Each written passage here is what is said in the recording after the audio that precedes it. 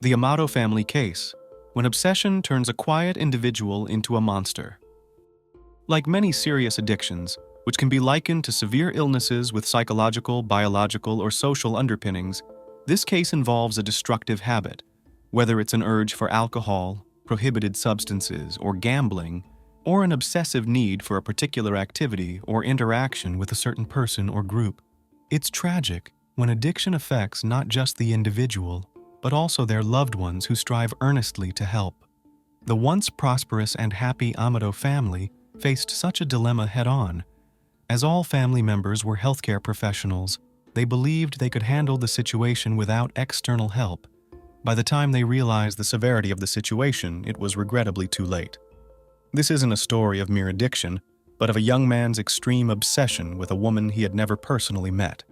Compounded by his addiction to forbidden substances and a pathological inclination towards theft, the situation spiraled into a horrifying outcome. Let's delve into this case to understand if there was a chance to alter the course of events and prevent the tragedy. The family home bloodshed. On January 25, 2019, a concerned man contacted the Seminole County Police in Florida. He reported that his close friend and colleague, Cody Amato, a nurse, unexpectedly didn't show up for his shift at the hospital, which was highly unusual for him. The day before, Cody had left work about 15 minutes early due to some urgent family issues at home, departing so hastily he even forgot to collect his pay for the day. Attempts to reach the 31-year-old Cody by phone were unsuccessful. He simply wasn't answering. His girlfriend, with whom he had been living recently, stated that Cody went to his parents' house the previous day at his father's request, but never returned to her place, and she too couldn't reach him. All these signs triggered alarming thoughts, prompting the dispatch of police officers to the provided address. The Amato family home, located in a suburb of Orlando, boasted a large adjoining area with a stable and a horse-walking area. Cody's car was parked in the driveway, and lights were on in several rooms of the house. At first glance, everything seemed normal. No signs of forced entry or struggle, with the doors and windows intact. When the sheriff's deputy knocked, there was no response, and calls to the landline also went unanswered. The police then sought permission to enter, and upon approval, cautiously unlocked the back door using a knife to slide the bolt. Inside, an eerie silence pervaded, though the lit room suggested someone must be present. Indeed, the homeowners were there. The officers first discovered the lifeless body of 59-year-old family patriarch, Chad Amato, lying on the kitchen floor in a pool of his own blood, with 2 close-range gunshot wounds to his chest. Next, at the staircase opposite the main entrance, lay Cody, curled up and also deceased in a massive pool of blood. Lastly, they found 61-year-old Margaret Amato sitting at her computer in the home office. At first glance, she seemed to be napping with her head resting on her arm, if not for the blood splatters on the monitor and a large, spreading stain beneath her head. The murder weapon, an IUI Jericho 941 pistol found next to Cody's body, was later determined by forensic experts to have his fingerprints.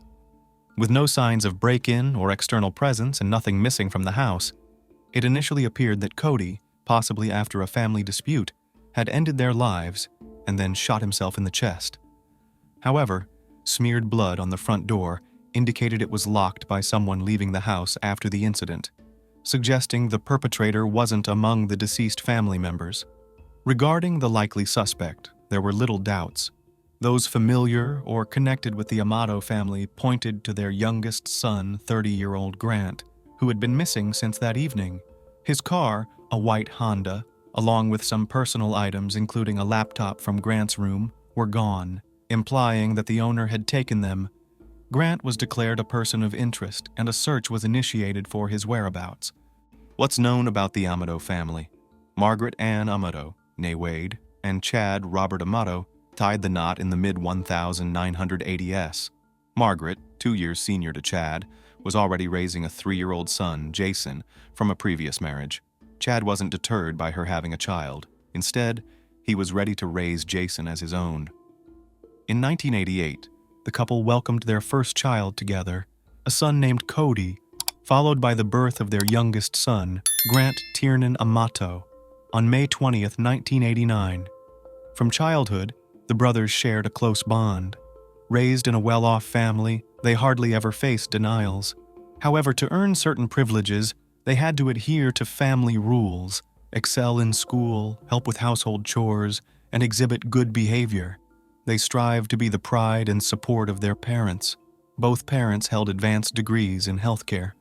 Margaret was a senior operational manager in a prestigious private clinic, while Chad, initially a clinical pharmacist, later shifted to software specialization.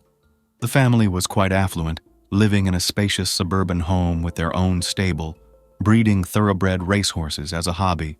After finishing high school at 18, Jason left home, pursued university education, and started his own life. He got married, settled a family, and moved to another state, maintaining a close relationship with his parents and younger brothers.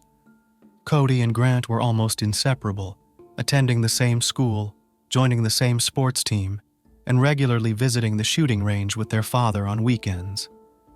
The Amatos had an impressive firearm collection, including rare pieces, accessible only to the family patriarch for safety reasons. The youngest son, Grant, was the youngest of 3 sons in the family, and as often happens, he received the lion's share of everyone's attention and adoration. As a child, he was frail and sickly, so everyone tried to surround him with love and care. He grew up to be a modest and very shy boy, finding it hard to connect with peers, making his brothers his only friends. Grant became particularly close to Cody after their eldest brother, Jason, grew up and left home. After high school, the brothers pursued medical degrees together, eventually becoming anesthesiologists. While Cody excelled in his studies, becoming the top student in his class, Grant barely made it through with low grades. Nevertheless, both managed to land jobs in their field at a hospital. Cody earned a reputation as a reliable professional, but Grant frequently got into trouble, making errors and needing his work double-checked. In the summer of 2018, Grant's career at the hospital ended scandalously. He was caught stealing strictly controlled sedatives, which caused euphoria and hallucinations, and were used rarely for anesthesia. The discovery led to police involvement, and Grant was arrested. During interrogation, he admitted to the theft, claiming he administered the drugs to patients who, in his opinion, were under-medicated. Many believed Grant was using or selling the drugs illegally, though there was no direct evidence. He was immediately suspended and later fired. His criminal case for theft was eventually dismissed, reportedly due to his parents' intervention. Unemployed and internet-dependent. After losing his job, the 29-year-old man, already a loner, became even more withdrawn. He spent weeks indoors, glued to his computer, mostly browsing adult websites. Grant never had a girlfriend and struggled with social interactions with women, leaving him feeling inadequate.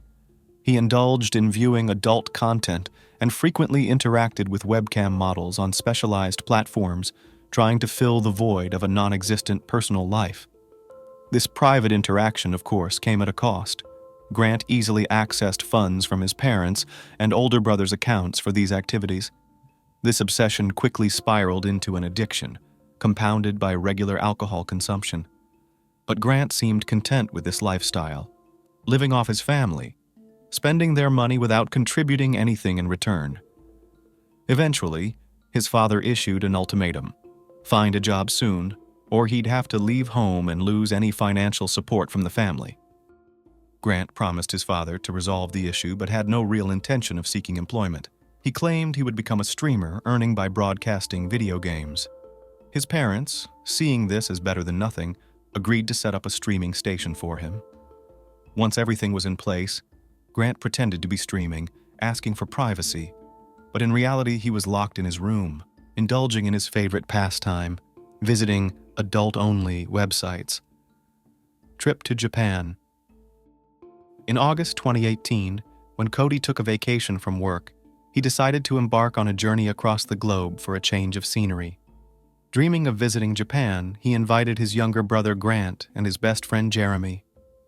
While Cody and Jeremy had their own funds for the trip, earned independently, Grant's vacation was financed by their parents. However, rather than giving the money directly to Grant, they entrusted it to Cody, the more responsible of the two. The trip lasted nearly 2 weeks, and throughout it, Grant seemed disengaged. He showed little interest in tours or landmarks, constantly fixated on his smartphone's screen. He often stayed back at the hotel, using his brother's laptop. On a day the group went to Lake Kawaguchi near Mount Fuji, Jeremy accidentally left his credit card in their hotel room. Seizing the opportunity, Grant hacked into Jeremy's account and withdrew thousands of dollars, spending it all on private sessions with his favorite webcam model. Jeremy discovered the theft later, but initially suspected fraud. He couldn't pinpoint the culprit and continued to investigate the incident after returning home, unaware that Grant was responsible. Sylvia Venceslavova, Sylvie. Now let's delve into the most intriguing part, the identity of the mysterious webcam model who became an obsession for Grant. On a site where Grant paid for private online interactions with various women, he met the stunning Sylvia Venceslavova from Bulgaria, known as Sylvie. She captivated him with her striking looks, confidence, charisma, and passion. Sylvie made Grant feel special, loved, desired, and unique. He began to believe that her feelings for him were genuine, and they could have a real relationship. Grant was convinced they were in a relationship, and he needed to win over this fiery brunette from all her other admirers. He spent hours and thousands of dollars daily to ensure she had no time for other men. Grant also showered her with gifts like expensive lingerie and jewelry, which she would wear during their video chats. Desperate to impress Sylvie, Grant constantly fabricated stories, losing touch with reality. He claimed to live alone in a large house, own a successful business, and could afford to lavish her with money. He backed up his claims with money transfers, initially sending a couple of $1,000s, then $10,000 and even $100,000 as a birthday gift. Naturally, Grant's lavish spending didn't go unnoticed by his parents, as he was using their accounts. At first, he explained it as investments in his own online project to attract an audience, but Chad and Margaret quickly realized their son was lying. Scandal, escape, and rehab clinic. A serious family dispute erupted at home. The patriarch demanded that the youngest son immediately pack his things and leave, but his mother and Cody intervened on Grant's behalf. The family understood that Grant was suffering from severe internet addiction. However, they were baffled about how he had spent nearly $200,000 from their accounts. A thorough search in his room uncovered vials of potent substances. Grant explained he used them to keep from going insane. The parents announced they would cut off his access to their accounts and intended to send him for mandatory treatment for drug and internet addiction. In response, Grant declared he was tired of everything and ready to end his life. He then dashed out of the house, jumped into his car, and sped away at high speed in an unknown direction. Later, it was discovered that Grant went to his aunt and uncle's house, crashed through their fence, and hit the garage wall. Aware of the turmoil in the Amato family, his relatives sympathized with him and offered him a place to stay until things settled. He readily agreed, but robbed his kind-hearted relatives the next day, stealing thousands of dollars from their accounts to pay for interactions with Sylvie. When Grant's aunt informed his parents, they asked her not to call the police, promising to resolve the situation and return the stolen money. That same day, Chad personally went to their house and took Grant, who urgently needed intervention. Chad, Margaret, and Cody realized that reasoning with him was futile, and if he left home, he would likely commit theft again. They then presented Grant with a different ultimatum. Either he would go to a rehabilitation clinic for treatment of his addictions or face jail time for theft. Reluctantly, Grant agreed to enter the clinic, where he would spend 2 months away from any temptations. He was admitted to the medical institution at the end of December 2018. The grown man's little secret. While Grant was in treatment, his parents checked his computer and discovered where their son was spending thousands of dollars daily from their family accounts. They found the profile of Sylvie, the woman who had deeply affected their son, reviewed their correspondence, and found hundreds of recordings of their intimate private online interactions that Grant treasured and often revisited. The Amatos decided to inform Sylvie that her admirer, who had showered her with money and gifts, was not a businessman, but an ordinary unemployed man with drug and internet addictions. They also pointed out that the funds Grant transferred to her were stolen, potentially subjecting him to criminal charges. However, Sylvie remained indifferent, as for her, it was just a job, and she had no intention of returning the money. The unexpected return.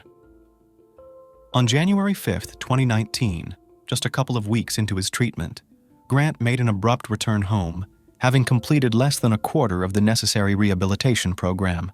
He had fled the clinic, where he was noted for his complete lack of compliance. Grant tearfully vowed to turn his life around and find employment, but threatened to end his life if forced to return to the rehab center. His parents agreed, but laid down strict rules. Grant was barred from using the computer, had to follow a strict schedule, and all his earnings were closely monitored. Additionally, he was given a part-time job at a local grocery warehouse. For about 3 weeks, Grant seemed to comply, leading his parents to believe he had matured and left his addictions behind. However, everything changed on Thursday, January 24th, 2019, when Grant persuaded his mother to let him use the laptop briefly to check his email and post his resume online, hoping to find a more ambitious job than his current warehouse position. Margaret trusted her son and allowed him to use the laptop, making a fatal mistake. Naturally, Grant first tried to contact Sylvie, only to discover that his parents had already written to her, exposing the truth about him. He saw this as a betrayal. Moreover, his parents had humiliated him in front of the only woman he loved, and they had to pay for that. The brutal takedown of family. Remember the previously mentioned home gun collection? Chad had kept it in a special large safe, the key to which he trusted no one. However, Grant knew about another gun stored in his parents' bedroom, always kept loaded by his father, and it was this gun he decided to use. His mother was sitting at the computer in the home office when her youngest son quietly approached her from behind and shot her in the back of the head. The position of her body suggested she didn't even have time to turn around or understand what was happening. Next was his father, who was about to return home from work. As soon as Chad entered the kitchen, he was confronted face to face with Grant and immediately received 2 bullets to the chest. Grant tensely contemplated his next move, devising an even more monstrous plan. He decided to frame his own brother Cody, the only person who had always stood up for him, helped him, and been his best friend. By then, Cody had moved out of the family home and was living separately with his girlfriend. To lure Cody home, Grant used his now-deceased father's phone to send several messages asking him to come home immediately because something terrible had happened. He didn't elaborate, confident that this information would be enough to make his brother rush home from work. Grant's calculation was correct, and Cody indeed arrived, even leaving work early. Entering the house, he only made it to the bottom of the staircase leading to the second floor before being shot and collapsing. Cody didn't die instantly. He had time to realize the horror of the situation, but was powerless to change it. After eliminating his family, Grant coldly wiped his fingerprints off the pistol, placed the weapon in his brother's hand to leave his prints, and then left it next to the body, making it look as if Cody had shot their parents and then himself. The rest of the evening, the killer calmly packed his things, downloaded video files of his communications with Sylvie from the computer, and even texted the girl. Having finished his affairs, he loaded his essentials into the car and drove away. Arrest and trial. It took the police just over a day to track down and arrest Grant, who was hiding in a small roadside motel in Orange County. He wasn't surprised, more disappointed that he was found so quickly, but he vehemently denied any guilt. During his interrogation at the station, he spun unbelievable tales about his father's incredible cruelty, alleging mistreatment towards him, his mother, and brother. Grant also spoke of his father's attempts to separate him from his beloved girlfriend Sylvie, whom he claimed to share true and pure love with. Regarding the events at their family home on the evening of January 24, 2019, his account was confusing and inconsistent. He suggested that his father and brother had a fight, Cody grabbed a gun, and ended Chad's life, with Margaret being an accidental victim. Grant claimed he could only guess the chronology of these horrific events, as he wasn't a witness himself, stating he spent the night in his car with his belongings after his father kicked him out.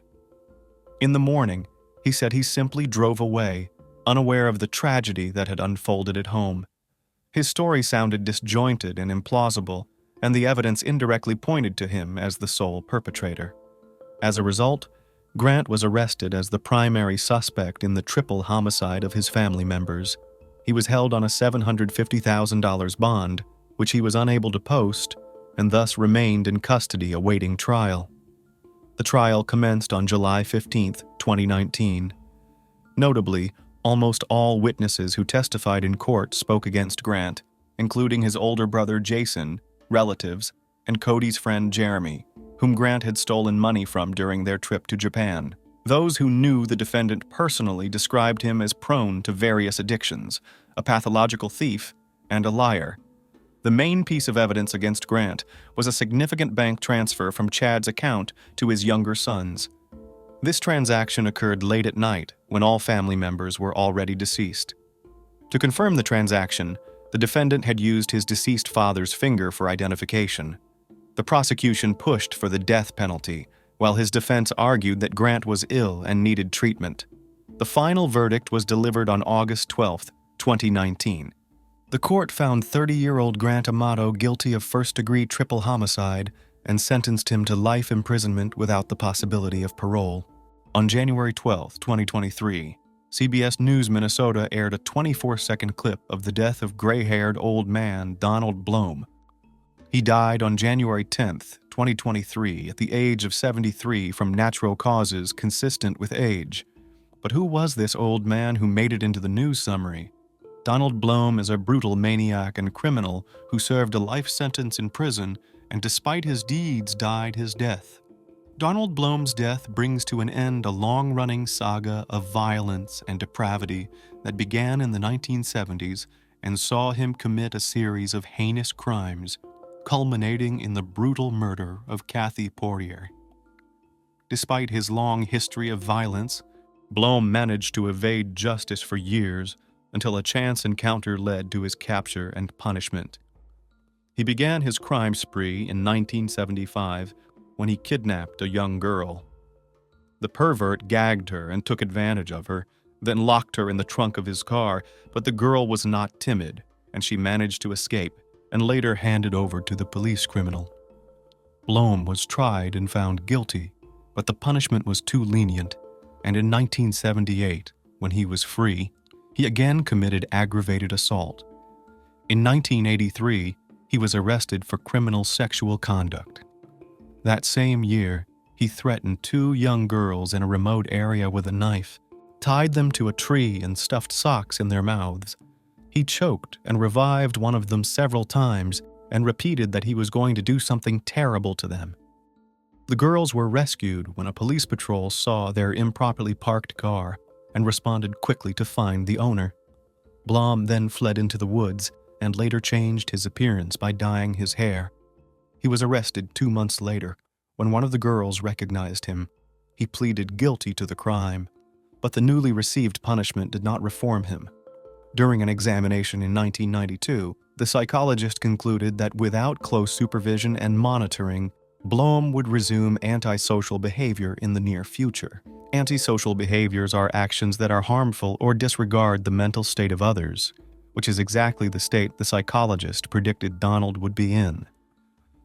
However, Blom managed to change his name, get a job, and get married. By May 1999, he had 6 felony convictions on his record, 5 of which involved kidnapping and violence. But who is Donald Blom, and where does the cruelty and desire to dominate others come from in an ordinary man? Let's get to the bottom of it, because perhaps the answer lies in the man's rather troubled early years. Donald Alban Blom was born on February 5, 1949, in the state of Minnesota. He was an American by nationality. Blom had a troubled childhood as he was often abused by his father from his early age until his teenage years. By then, Donald Blom was already drinking heavily and exhibiting behavioral problems, and in 10th grade he went to a reform school where he often skipped classes. The trauma of a violent relationship with his father is likely what led him to develop behavioral and alcohol problems. This was especially evident as he entered puberty. But let's take a closer look at this story through the eyes of a mentally healthy person and ponder where the chain of events that led to the man's disappearance broke down. On May 26, 1999, Caitlin Poirier was working the night shift alone at a convenience store at a service station. After midnight, a customer of the store called the police to report that the clerk was gone. Police officers who arrived on the scene found the store was indeed empty. They checked the surveillance video and saw a large man holding Katie by the neck lead her out of the store around 11:40 p.m. He was wearing jeans, a backwards baseball cap, and a New York Yankees jersey with the number 23 on the back. The fragile young woman was apparently forced out of the store.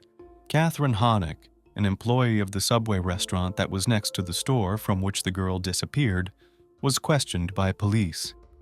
She said that shortly before the Subway store closed around 10 p.m., she saw a man acting strangely.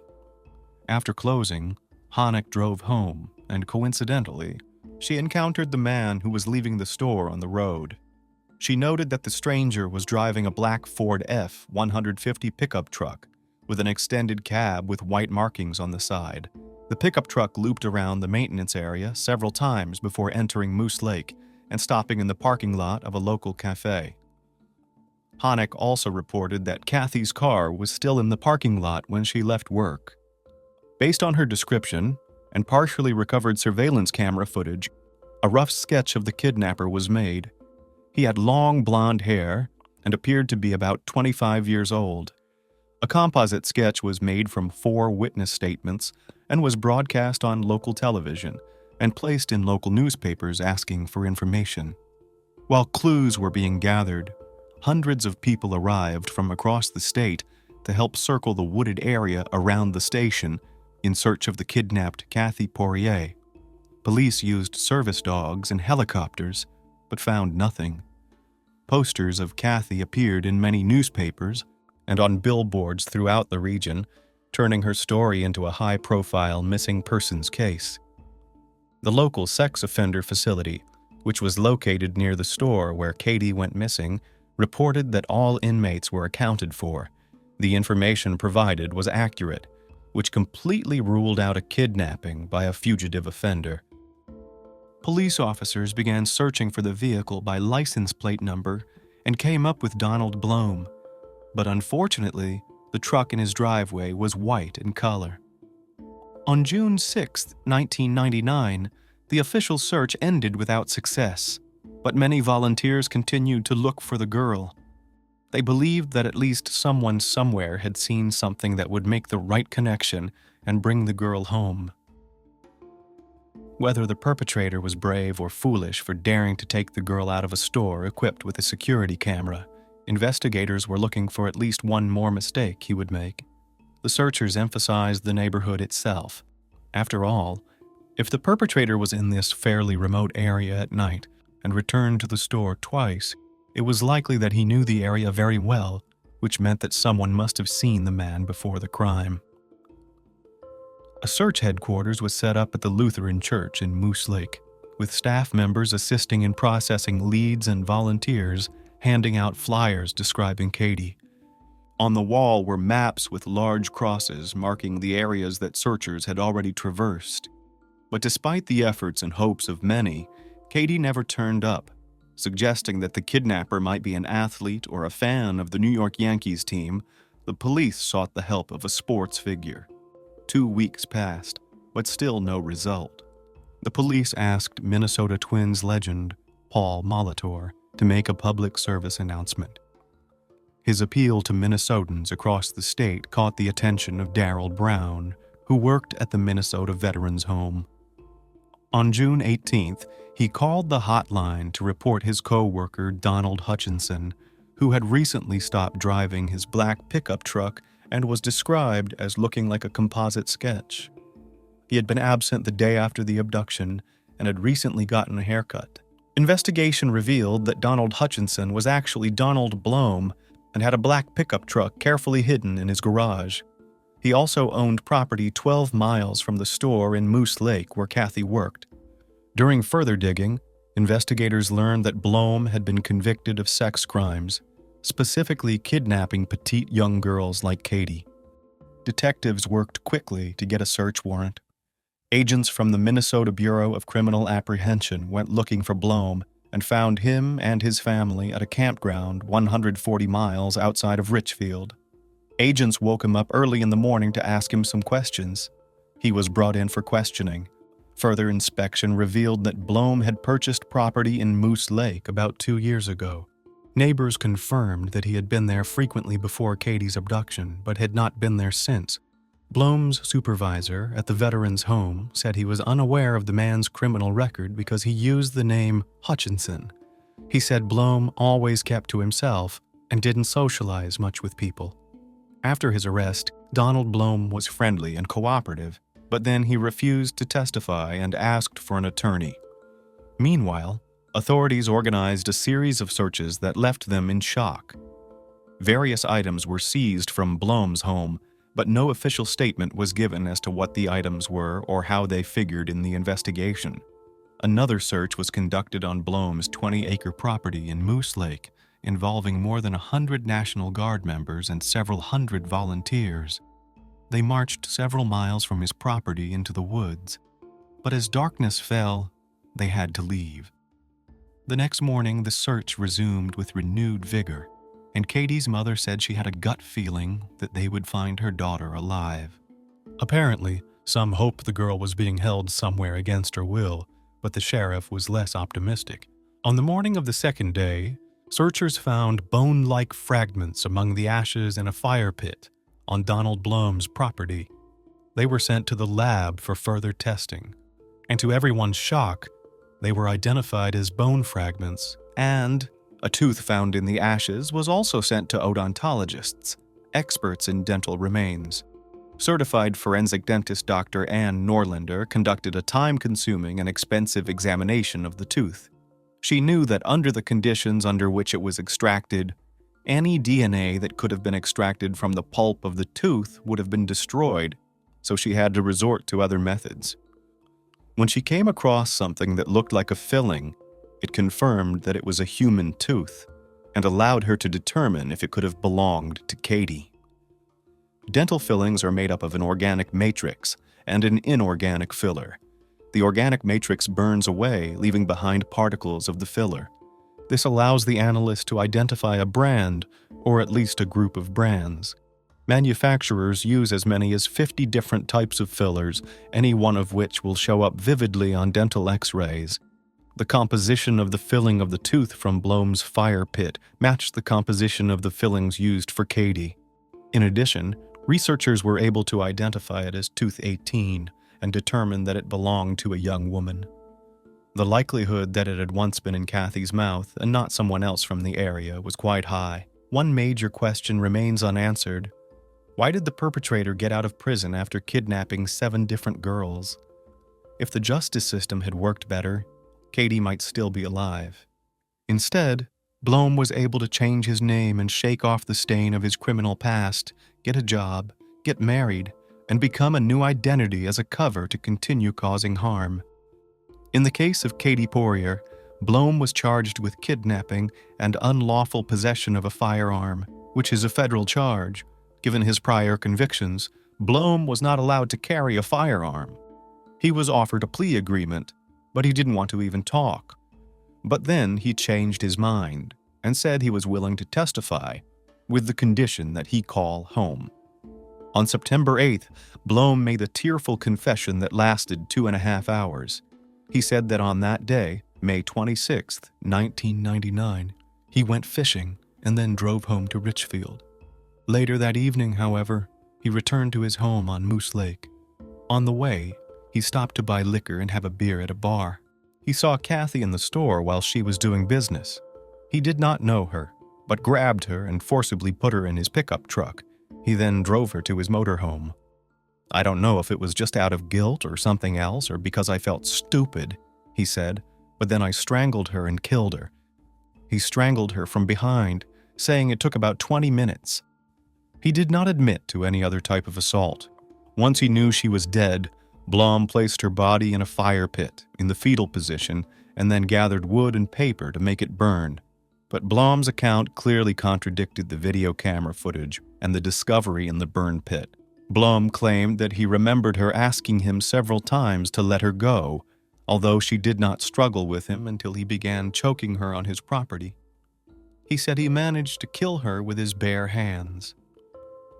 His account of burning the remains was also not realistic enough, as wood and paper alone could not have reached a high enough temperature to turn a human body to ashes. When prodded, he admitted that none of this made much sense to him. He just didn't know why he did it. When the interview was over, Blom called 2 local television stations to report what he had done and asked that the reporters leave his family alone. The deal also returned confiscated property to his wife, Amy Blom, including a parcel of land on Moose Lake, a home in Richfield and the family car. For the Poirier family, the confession was devastating because they had hoped Kathy was still alive. Blom now claimed that she had been murdered and cremated for no reason other than his nocturnal impulse, which he could not explain. Blom soon recanted, saying he made a false confession due to the stress of solitary confinement and the medication he was taking. He said he was hallucinating and believed the only way to escape from the cell was to tell the authorities what they wanted to hear. But he was out of his mind, he now claimed, and didn't know what he was saying. The plea bargain had been canceled, and lawyers for both sides were preparing for trial. There are different types of false confessions, and sometimes people just spontaneously confess to something they did not do. This usually happens in response to a high-profile case. Some people expect the interrogation to be too intense, so they quickly succumb to the pressure to confess. But there is another type of phenomenon that can occur. People may internalize assertions of guilt from the police and come to believe that they have committed a crime that they were not involved in. Whether Blom actually confessed to perjury or recanted his testimony is now for the jury to decide. Blom was brought to trial. The trial began in June 2000 and took 5 weeks for jury selection. The trial took another 5 weeks, during which more than 50 witnesses, including several key witnesses, were called to testify. The case was opened by Carleton County Assistant Prosecuting Attorney Thomas Pertler. Among the first witnesses, Blom's brother testified that he had given the family a box of old clothes, including a New York Yankees jersey. Blom had previously said he had never owned such a shirt. Even more damaging was the testimony of 2 women whom Blom kidnapped in 1983, who agreed to testify about how he treated them. The jury learned firsthand what he was capable of. Both women, being young girls at the time, looked like Kathy. Forensic odontologists then confirmed that the partial tooth matched Kathy's age, gender, and dental records. Dr. Ann Norlander admitted that at first she was not sure it was even a tooth. At the hearing, she testified that with a reasonable degree of medical certainty, the tooth belonged to Kathy. It was the discovery of chemicals in the filling material that led her to that conclusion. A surveillance video from another store that captured Blom back in May showed that around the time of the kidnapping, his hair, now gray, had blonde tips, as his barber confirmed, making him look younger. Most revealing was Blom's confession, which the judge allowed into evidence. Each juror was given a transcript for further review. Thereafter, there was silence in the courtroom, save for the quiet sobs of Kathy's relatives. The case against Blom seemed pretty strong at that point. Rodney Broughton, lead defense attorney, called his first witness on August 7th.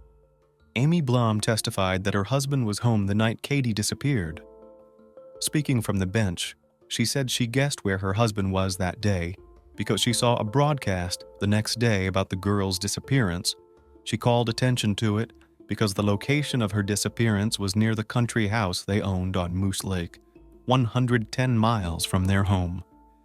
Because Blom had a criminal record, she figured he would be a suspect, so she later realized exactly where he had been the night before. Blom returned home at 9:30 p.m., and they had already gone to bed.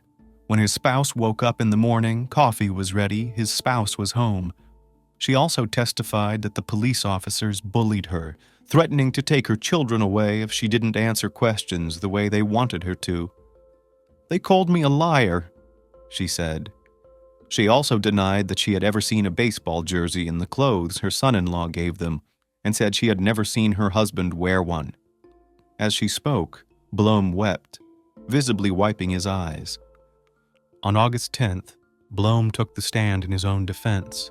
Under oath, he denied that he had kidnapped Kathy Poirier. He remained on the witness stand for more than 3 hours, alternately talking and crying. He claimed that his life was falling apart, and he felt ill at the time he admitted to the investigation that he had committed the crime. He added that his wife was threatening to leave his life due to media pressure, so he decided to do everything he could to free himself from the cell he was imprisoned in. He spent quite a bit of time trying to get the jury to feel sorry for him, as if he was the victim. He agreed that he had made a confession, but said he had also recanted it. He now claimed that he was not at Moose Lake the night of the crime, but rather he was sleeping at home with his wife, as she had told him. Although he had been fishing there earlier in the evening, he was home at 10 p.m., well before Katie was taken from the store. Later on cross-examination, Blom was forced to admit the lies and inconsistencies in his statements to the police at the beginning of the investigation, so appearing in court did him no good. To many, he appeared to be a whiner trying to get away with it once again. When the questioning ended, Blom looked frustrated. He turned to the judge, cursed, and asked if he could only make one statement. After a negative answer, the case went to the jury. After 10 hours of deliberation, 3 of which were spent replaying the taped confessions, the jury found Donald Blom guilty. He received a life sentence without parole.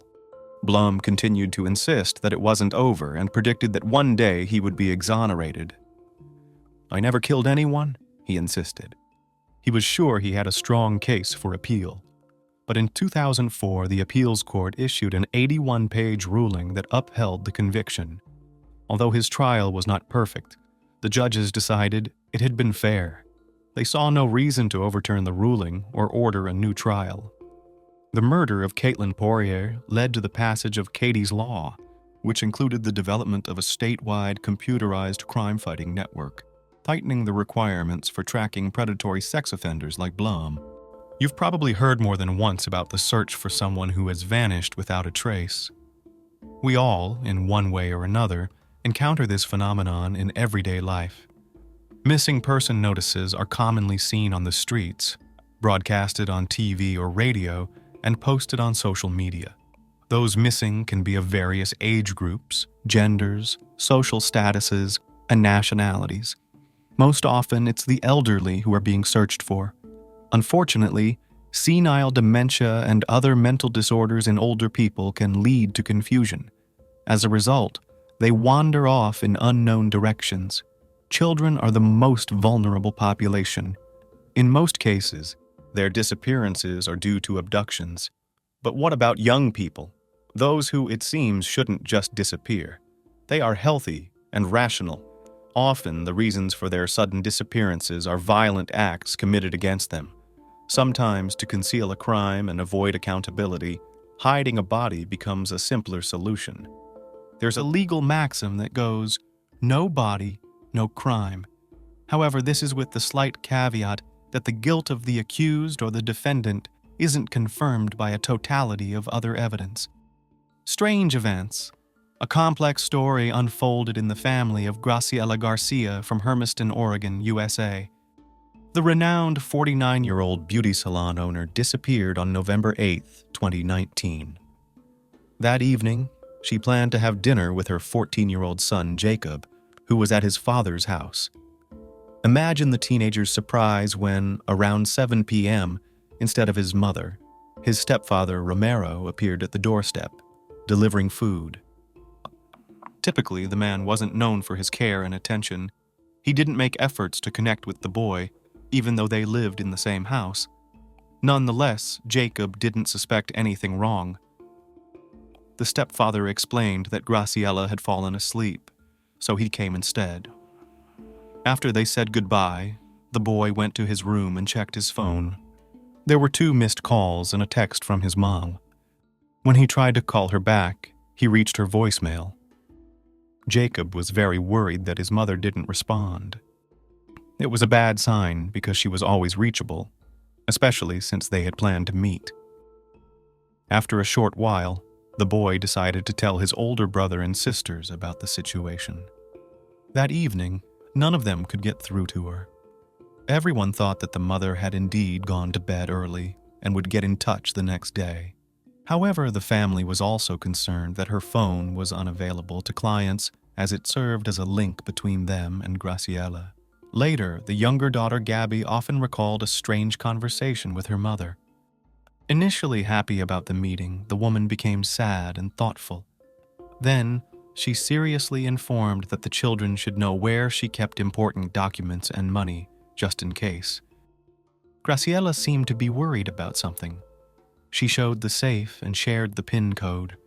She also added that the money and the house deed belonged to them, which couldn't be said about her current husband, Cuauhtemoc Romero Sanchez. Gabby was frightened by the conversation. Her mother was healthy and relatively young. She asked her mother what prompted this talk. However, Graciella didn't elaborate. "No one ever knows what the future holds," she mysteriously replied. They never returned to that topic. Surprisingly, over time, the woman's words became prophetic. Gabby often wondered if her mother could have anticipated the tragedy, or if her disappearance was just an unfortunate coincidence. Graciellas Journey. Graciela Garcia was born on October 6, 1970 in Mexico. Her family was among the working class. Seeking a better future for their children, her parents decided to emigrate to the USA, where they eventually settled in Hermiston, Oregon. At the time of the move, Graciela was still very young, so she didn't remember the hardships of changing her place of residence. She graduated from Umatilla High School, which primarily catered to low-income populations. All students there received free lunches and breakfasts. With 66% of the students being Hispanic, Graciela easily found friends among them. Her sociability and natural charm distinguished her.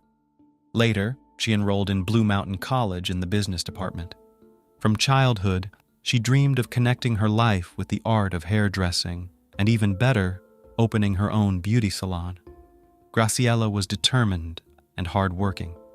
Therefore, she sincerely believed that with the right approach, her plans could be realized. By February 2006, she became the owner of Graciellas Beauty Salon. Thanks to her talent and charisma, she soon became well known in society. Moreover, the salon's owner always looked well-groomed, which only contributed to the establishment's image. She loved her job and had a great understanding of new beauty trends. Therefore, there was no shortage of clients. Over time, some of them became Graciella's friends and were welcome at her home. In general, her name was well regarded among the townspeople. Besides her career success, her personal life was also interesting and full of happy events.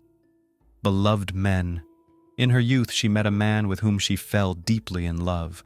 He was her first love. From him, Graciella had daughters Annabelle and Gabriella, often simply called Gabby. The couple didn't stay together long. The man left the family. Apparently, his feelings for the woman changed over time. Left as a single mother, she didn't despair but focused on self-improvement and earned a degree in cosmetology. Later, fate brought her together with a man of Mexican descent. He was a kind soul, and Graciella liked him very much. She eventually married him. According to the children, she never regretted this decision. He was attentive not only to her, but also to her children, accepting them as his own. Later, the family was blessed with sons, Arthur and Jacob. Nonetheless, the man still called Annabelle and Gabriella his girls. Gabby recalled considering her stepfather her real father, as he always supported, protected, and cared for them. The couple did everything to ensure their family was united and happy. Raising 4 children didn't distract Graciella from her passion. On the contrary, whenever she went to professional meetings, she took them with her. The family always traveled together, which became a lovely tradition for everyone. Thanks to this, they visited many cities, got acquainted with local attractions and cultural features. Moreover, they didn't forget about their roots, often visiting Mexico. It was a good time for the Garcia family. Everyone tried their best to make the others happy. Unfortunately, after 17 years, the couple separated. The man and woman didn't want to torment each other with cooled feelings. They cherished the respectful relationship that had developed over many years. After the divorce, their interaction remained warm and strong. The father was always in touch with the children and saw them regularly. Graciela shared custody of their youngest son with her ex-husband. The other children were adults and lived separately from their parents. However, they always maintained constant contact with the family, celebrated holidays together, and often consulted with each other. Graciela went through the divorce calmly, not losing her optimism and faith in herself, thanks in large part to her ex-husband. Even during such a difficult period in life, the man behaved honorably and understandingly. Her beauty salon operated as usual, and she dedicated all her free time and energy to its development. Graciela immersed herself in her favorite work, taking a break only on Sundays. She spent this day surrounded by family and close friends. The unexpected visit. On the morning of November 9th, 2019, Romero stopped by Annabelle's, Graciela's eldest daughter. She was surprised by the unexpected visit from her mother's new husband. The man told her about his wife's disappearance. According to him, after meeting with Jacob the previous night, he returned home and lay down next to his sleeping wife. But in the morning, he found she wasn't there. After checking the house, he realized that she had gone somewhere. Romero tried calling and texting Graciela, but she didn't respond. He also explained that he visited Annabelle, hoping she might know something. However, the daughter had no such information. Moreover, she was shocked by Romero's words and his reaction to the situation. He was crying and seemed genuinely distressed. It was odd for her to see him this way, as he had never shown any emotions around them, except, perhaps, indifference. Romero also mentioned that Graciela had been acting strangely lately. He even suggested that she might have found someone else. He didn't deny that his wife might have needed a break from their relationship. In general, he wasn't sure she was genuinely happy with him and considered any reason for her disappearance. Annabelle found the man's words insincere and his tears theatrical. Moreover, she indeed started to worry about her mother as she found his behavior suspicious. Romero had always avoided communication with his wife's children, and suddenly, for some reason, he decided to turn to them. After Romero left, the girl decided to inform the rest of the family about what had happened. Where did the homeowner go? Graciela's children gathered around her house, determined to finally find out what was happening. Her car was parked on the driveway. If she had decided to leave Romero, she surely would have done so in her car. The second thing that caught their eye was the perfect order in their mother's house. Everything was so tidy that it looked overly perfect. Mrs. Garcia loved creative chaos. If she was going somewhere, her belongings and accessories would be scattered all over the room. She would spend a long time in front of the mirror, choosing an outfit for the new day. She loved her jewelry, yet at first glance, she left all her precious items at home. Graciela didn't even wear her favorite rings and necklaces, which she wore every day, not to mention other personal items. Everyone was concerned about what could make their mother step out in such a state. Their imagination painted terrifying pictures, one of which was fleeing. While going around the house, Gabby found something strange. A large blanket was lying in the washing machine. This could not but catch her attention, as their mother always taught them not to overload the appliances. The blanket was clearly heavy and someone else had washed it. Apparently, Romero himself. It was unlikely he would engage in household chores. Usually, Graciela took care of the house. Then what could this mean? Definitely that he was trying to hide something. However, the man did not comment on this in any way, citing that he does not pay attention to such details. Later, it was established that along with the homeowner, the following items disappeared from the house: passport, driver's license, and mobile phone. On November 11th, Annabelle contacted law enforcement. Visiting the police station, she was surprised. It turns out, Romero had not informed the police about his wife's disappearance, even though he knew about it since the 9th, or perhaps earlier. Thus, Graciella's eldest daughter was the first to file a missing person report for her mother, the distant personality. So, who was Romero, and why didn't Graciella's family warm up to him? She met him a while after her divorce. Cuauhtemoc Romero Sanchez was one of her beauty salon's clients. Initially, their interaction was based on friendship. Later, the man took the bold step of asking the beautiful and successful woman out. Mrs. Garcia accepted his invitation, and before she knew it, their relationship evolved into something more. When she introduced him to her family, they noted his excessive aloofness and cold demeanor. Annabelle and Gabby shared that they tried multiple times to connect with him, but Romero did not reciprocate. Graciella's children were puzzled by such behavior, but attributed it to individual personality differences, especially compared to their mother's past relationships. They genuinely wanted to understand her partner and the motives driving him. Sometimes he appeared odd and unsociable to them. They couldn't grasp how such a vibrant and joyous woman could fall for someone so dry. Nonetheless, they respected her choice. When their mother announced her upcoming marriage, everyone supported her and shared in the joy of the occasion, especially the girls, because they wanted to see her happy and loved.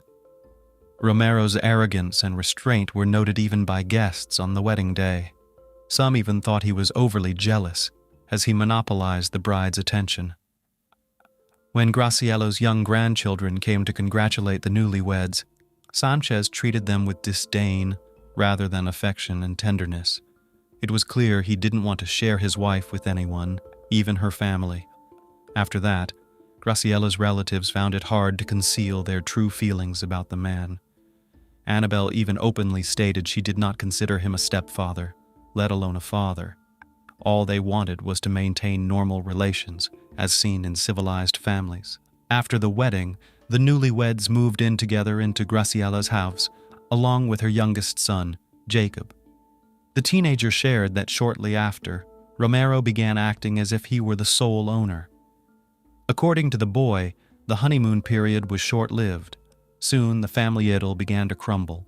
He noticed that his mother initially tried to set personal boundaries, but being non-confrontational, quickly gave in. This seemed to suit Romero, who was quick-tempered and never the first to apologize.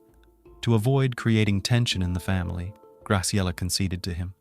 Over time, it seemed she realized she had rushed into the marriage. In heart-to-heart conversations, she confessed feeling constrained and oppressed. Her husband controlled her and wouldn't let her go anywhere alone. Yet, she never spoke of wanting to leave the abusive relationship. It appeared Graciella was still in love with him. Everyone began to understand she had tied herself to the wrong man. Moreover, it seemed he was unemployed and living off his wife, as his constant presence at her side was otherwise inexplicable. This greatly frustrated the hard-working Garcia family. Sanchez was a skilled manipulator. He followed her everywhere, monitored her correspondences, and even friendships with her girlfriends were under threat of being disrupted. He either wouldn't let her go, or could unexpectedly show up as if testing Graciella's fidelity. His jealousy was excessive. The heroine became embarrassed by such behavior and ultimately limited her social circle. Her family became the only people she communicated with. This inevitably affected her professional life, as the industry demanded constant contact with clients and attendance at various events. Friends and colleagues noticed that her former cheerfulness had vanished. The always radiant woman now looked sad and worn. It was clear she was unhappy. Her children noticed changes in her mood and appearance. They also observed that she had lost her previous independence. After discussing it among themselves, they once again agreed that they didn't like Romero. However, he was an adult woman's choice, and there was little they could change, especially since they were accustomed to respecting Graciella's decisions. Other relatives also expressed distrust towards the man. At the same time, none of them knew how to help her. The couple's relationship needed professional help, and Gabby once mentioned this to her mother, to which she responded that she would manage her personal life on her own. The noose tightens. In 2018, Graciella announced her decision to relocate her beauty salon to her home, explaining it was more convenient for her. Her family was skeptical about this idea since they had never heard her mention such a plan in the 12 years since the salon's opening. Later, some clients mentioned that Romero often hung around the salon, creating a bit of tension as if the warm and cozy atmosphere had been lost. Some thought Graciella made this move to solve a problem, but others doubted the idea originated from her, suspecting her jealous husband insisted on the move. Nonetheless, the salon owner continued to express her enthusiasm for the long-awaited changes, noting the home-based work allowed her to be close to Jacob and Romero. By the end of the year, she and her husband were remodeling a room for the salon, but the setup unexpectedly dragged on, completing only in May 2019. Despite the closure, her reputation remained intact, and a rumor of the studio's reopening attracted a queue of clients for months ahead, including new visitors. She was thrilled with her professional success, but became increasingly reticent about her personal life. Another incident raised concerns for her safety. Graciella asked Gabby if she could pick her up. When Gabby said it would take some time as she was far away, her mother insisted, an unusual plea for help that surprised Gabby. Graciella claimed everything was fine, attributing her request to a quarrel with her husband. After meeting, they spent time together, and Graciella appeared to relax, smiling and asking her daughter not to worry, suggesting, "Lovers' quarrels are but lovers' renewals." They parted ways, but Gabby remained uneasy, increasingly worried for her mother. Investigation. After Annabelle contacted the police, the relationship between Graciella's family and her husband deteriorated completely. He seemed angered by their decision to inform law enforcement. Romero presented an official version of his wife's disappearance, claiming she decided to take some time alone or had gone to another man and would soon show up. This was his response to anyone trying to clarify the situation. However, the police report did not go unnoticed. Officers launched an investigation, not ruling out that the missing woman could have been a victim of a crime. They first searched Graciella's home, where relatives confirmed only a few personal items were missing, with nothing else raising suspicion. The investigation included interviews with her children, husband, and others close to the family, including her ex-husband, but nothing substantial was learned. All unanimously expressed doubt about Romero's behavior, though he cooperated with detectives, consenting to a home search, participating in interrogations, providing his DNA, and undergoing a polygraph. With no grounds for his arrest, the investigation continued. Analysis of Graciella's phone records pinpointed the last signal near a bridge in Washington on November 9th at 12:30 p.m., after which the phone was turned off. Her bank accounts remained untouched, as did her social media. Hundreds of witnesses were questioned, and all places Graciella frequented were checked, to no avail. She seemed to have vanished without a trace, a disappearance the investigators deemed suspicious. About 4 months into the investigation, Hermiston police made a public statement, revealing no confirmed information about her last sighting.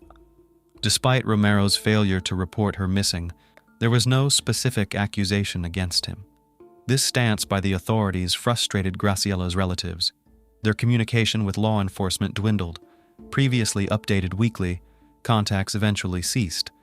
The missing woman's children had to call the station themselves for case updates. Public engagement. As of March 2020, there were no advancements in the search for Graciella. The situation was further complicated by the onset of the COVID-19 pandemic. Consequently, her family turned to the media, hoping to draw public attention to their ordeal and solicit assistance in gathering any information. They believed that even minor details could be significant. Gabby mainly communicated with the press, expressing her family's frustration over being in the dark for months and criticizing the police for it. She implored the investigators to devote more attention to finding her mother. The Garcia family suspected foul play in Graciella's disappearance, citing several indicators, particularly the condition of her belongings and the strange situation at home. It was unclear who would take such a drastic step against her, as she had no visible enemies. It was evident she couldn't have left on her own. She would have contacted her family to reassure them. Their lack of communication indicated something terrible had happened. In addition to media coverage, posters and flyers describing the missing 49-year-old Latina woman, approximately 1.6 meters tall and weighing around 62 kilograms, with dyed blonde hair, were distributed throughout the city. Suspect nearby? Graciella's children also requested a change in the detective team handling the case, suspecting bias and collusion with Romero. Somehow, these individuals were acquainted with each other. The family voiced concerns over numerous inconsistencies in the case. It was discovered that Sanchez's phone was turned off on the day of his wife's disappearance, and his behavior did not resemble that of a person alarmed by the sudden vanishing of a loved one. The Garcia family demanded the suspect's arrest. The police chief, Jason Edmiston, promptly responded to these accusations, confirming Mrs. Garcia's disappearance as suspicious and possibly involving foul play, although this was just one hypothesis. He assured the investigation remained impartial, guided by evidence and circumstances, and dismissed any allegations of social connections between Romero and law enforcement as unfounded. Edmiston also mentioned the spread of misinformation hindering the investigation and described the case as ongoing and developing, with certain information necessarily kept confidential. Additionally, authorities sought assistance from the FBI. Edmiston expressed frustration over public criticism of the police's actions without understanding the legal complexities. Meanwhile, Gabby announced a fundraiser to hire a private detective, a move perceived as a critique of the police's handling of the investigation, suggesting their inefficacy. On the first anniversary of Graciella's disappearance, her family organized a memorial event attended by friends and acquaintances, reminiscing about her vibrant and cheerful nature. They prayed for her safe return and lit candles, later placing signs outside the police station urging the search for Graciella Garcia to continue. The latest update in the case came in September 2023, when a significant incident involving Romero Sanchez made headlines. He was attacked and severely injured, requiring surgery. Speculation suggested that Graciella's brother, Mason Garcia, had shot the missing woman's husband multiple times. However, the media did not disclose the event's specifics or any legal repercussions for Mason. It seemed Graciella's family had grown tired of the police's apparent inaction towards Sanchez, leading one of them to take matters into their own hands, potentially leading to a more frightening conclusion, a tragic conclusion. Currently, the disappearance of Graciella Garcia remains an unsolved mystery, leaving her family in agonizing uncertainty. This state of not knowing is profoundly detrimental to their health and mental well-being. Over time, one might come to terms with loss, but the difficulty of living in limbo is significantly harder. It remains unknown whether Graciella is alive. Her children are left with nothing but to pray that the situation will soon become clear and that those responsible will face justice. Ultimately, no crime is perfect. Sometimes there's just a lack of motive and evidence.